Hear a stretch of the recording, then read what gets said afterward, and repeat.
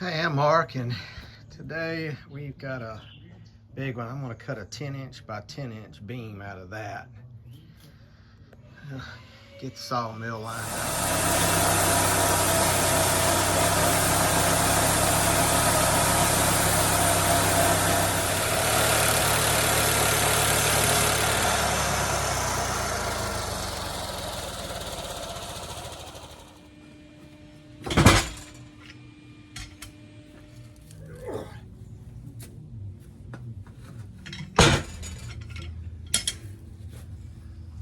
This is a hickory, real hardwood heavy. It's going to take it probably a year to dry in the solar kiln.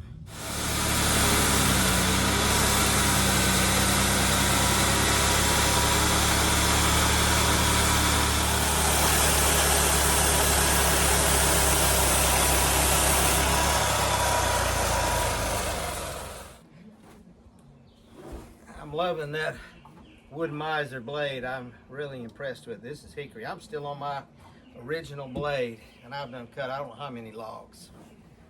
Well, we're going to get this one painted up on the ends, and it'll be in the solar kiln for a year.